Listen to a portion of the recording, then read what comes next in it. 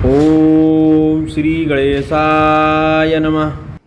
इस समय मौजूद हैं महर्षि सुखदेव की तपोभूमि में, ये जो कि अपने आप में सनातन संस्कृति को संजोए हुए है। और सुखदेव ने यहाँ पे महाराजा परीक्षित को कथा सुनाई थी और ये 5000 साल पुराना यहाँ का पौराणिक कार्यक्रम है। ये पूरा विवरण जो है आज हम आपको दिखाएंगे। मैं अपने सहयोगी से कहूँगा कि एक बार हम उनके मुख्य द्वार पर खड़े हुए हैं सुखदेव जी के आश्रम पे, एक बार पूरा दृश्य दिखाने का प्रयास करेंगे।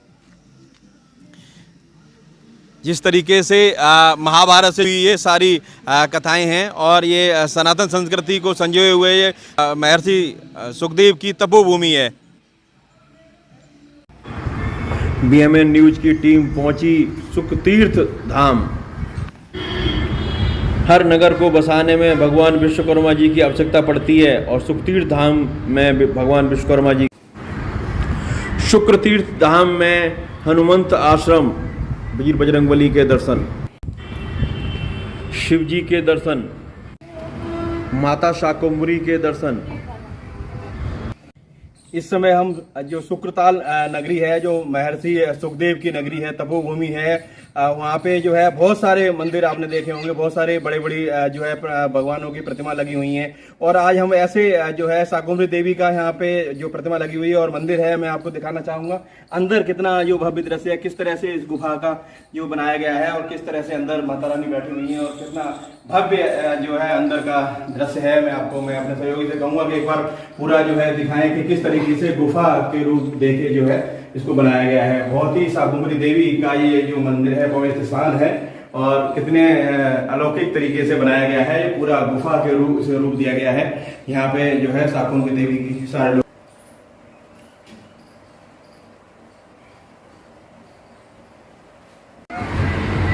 तो सुखतीर्थ धाम में गंगा जी का बहुत बड़ा महत्व है। सुखतीर्थ धाम जो है गंगा स्नान भी किया जाता है।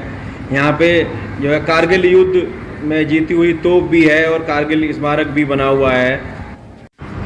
सभी राशियों के वृक्ष वाली नक्षत्र वाटिका भी यहाँ पे मौजूद है। महर्षि सुखदेव का आश्रम, यहाँ पे वट वृक्ष के नीचे महाराजा परीक्षित को कथा सुनाई गई थी। यह वट वृक्ष भी अमर माना जाता है, ऐसी यहाँ मान्यता है। अब हम पहुंच चुके हैं महर्षि सुखदेव की इस तपोभूमि में, जहां पे उन्होंने जो है कथा सुनाई थी। वट वृक्ष के नीचे महाराजा परीक्षित को जो कथा सुनाई थी। और यहाँ पे जो है हमारे साथ आचार्य अचल जी हैं और अचल जी यहाँ पे जो है भागवत सुनाते हैं सबको। और अचल जी बताएंगे कि किस तरह से यहाँ की क्या मान्यता है और इस जिस वट वृक्ष के नीचे हम खड़े हुए हैं उस वट वृक्ष की क्या पौराणिक जो है कथा है, वो आज हमारे साथ अचल जी बताएंगे। जी, भागवत की जन्मभूमि ये सुखतीर्थ है। भागवत जी की उद्गम स्थली सुखतीर्थ है। जैसे गंगोत्री से गंगा जी का उद्गम हुआ, यमुनोत्री से यमुना जी का उद्गम हुआ, वैसे ही सुखतीर्थ से भागवत जी का उद्गम हुआ है। मतलब भागवत कथा की जो शुरुआत है वो सुखदेव जी से शुरुआत हुई है। भागवत कथा का सबसे पहला प्रसारण इसी पावन भूमि से हुआ था, जब इष्ट गुरुदेव महर्षि वेद व्यास जी के सुपुत्र गुरुदेव सुखदेव जी महाराज ने अर्जुन के पौत्र अभिमन्यु के पुत्र राजर्षि परीक्षित को भागवत कथा श्रवण कराई थी। इस वट वृक्ष के बारे में, जिस वट वृक्ष के नीचे खड़े हुए हैं, इसका क्या? जी, राजर्षि परीक्षित को 7 दिन में मरने का श्राप लगा। राजर्षि परीक्षित ने शमीक ऋषि के गले में कलयुग के प्रभाववश मरा हुआ सर्प डाल दिया, जिसके कारण शमीक ऋषि के पुत्र श्रृंगी ऋषि ने राजर्षि परीक्षित को इतिलंघित मर्यादम तक्षका सप्तमे हनि 7वें दिन मरने का श्राप दे दिया। जब राजा परीक्षित को 7 दिन में मरने का श्राप लग गया तो राजा परीक्षित अपने पुत्र जन्मेजय को राजतिलक करके हस्तिनापुर से इसी पावन वटवृक्ष के नीचे सुखतीर्थ में पावन गंगा जी के किनारे विराजमान हो गए आकर। इसी वटवृक्ष के नीचे हजारों ऋषि मुनि यहाँ पर विराजमान हुए आकर, और गुरुदेव सुखदेव जी महाराज इसी पावन वटवृक्ष के नीचे प्रकट हुए गंगा जी के किनारे। जब सुखदेव जी महाराज यहाँ प्रकट हुए तो राजा परीक्षित ने इष्ट गुरुदेव सुखदेव जी महाराज से प्रश्न किया, पुरुषस्य यत् कार्यम म्रियमाणस्य सर्वथा, जिस व्यक्ति की मृत्यु निकट हो म्रियमाण व्यक्ति का कर्तव्य क्या होना चाहिए। इसी प्रश्न के उत्तर में गुरुदेव सुखदेव जी महाराज ने राजर्षि परीक्षित को 7 दिन तक श्रीमद् भागवत कथा सुनाई और इस भवसागर से राजा परीक्षित को तार दिया था, इसीलिए इस स्थान का नाम शुकतार है, जिसका अपभ्रंश शुक्रताल हुआ, जिसको अब माननीय मुख्यमंत्री जी ने शुकतीर्थ घोषित कर दिया है। तो ये पावन वटवृक्ष गुरुदेव सुखदेव जी की भागवत कथा का परिचायक है। इस सुखदेव जी महाराज की जैसे लंबी लंबी भुजाएं थी, चौड़ा वक्षस्थल था, ऐसी ही दीर्घाकार शाखाओं में ये वटवृक्ष फैला हुआ है। और हमको जैसे सुखदेव जी महाराज ने आशीर्वाद स्वरूप में भागवत प्रदान की, ऐसे ही भागवत स्वरूप में हमें ये दर्शन देकर हम सबको आशीर्वाद प्रदान करता है। इस वटवृक्ष ने खूब कथाएं सुनी हैं, क्योंकि ये वटवृक्ष भी अमर है।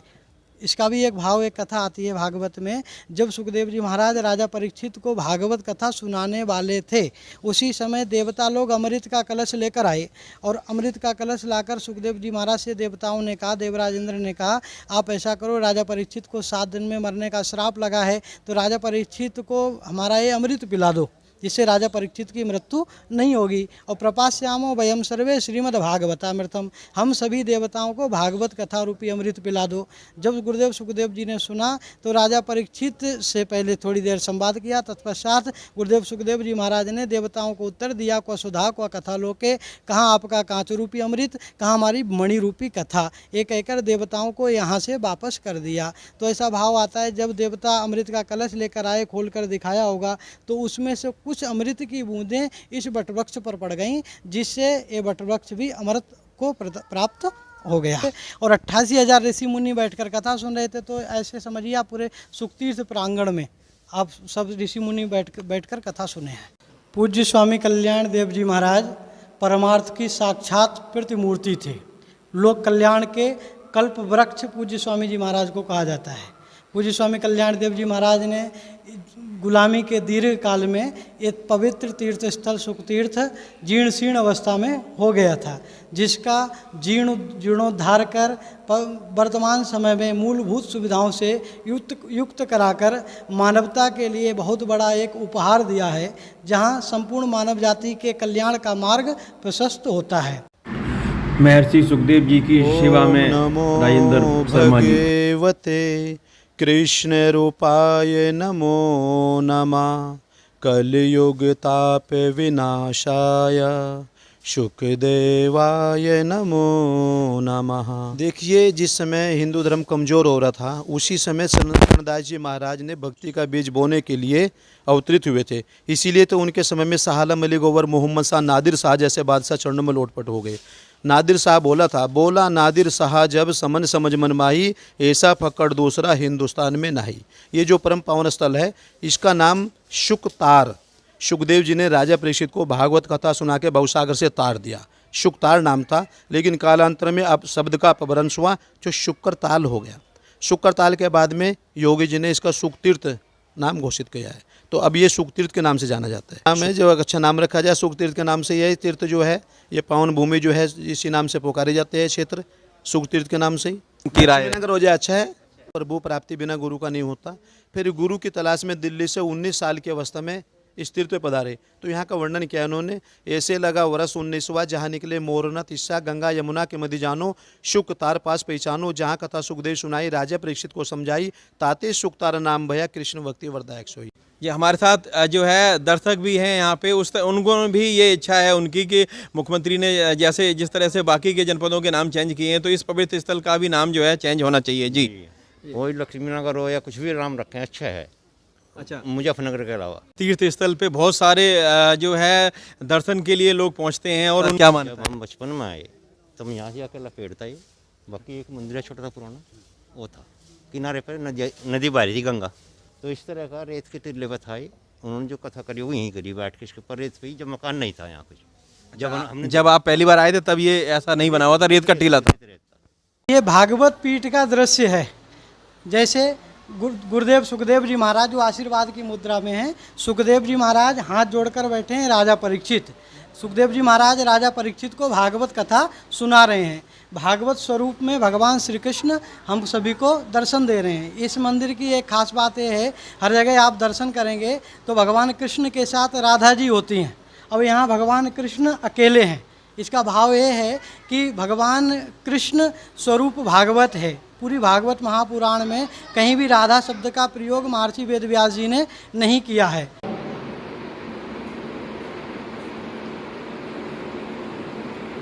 ये तो 10 मिनट की बनेगी आपकी पूरी, 10 मिनट मतलब सुखती वहीं का है, कालिदास का है।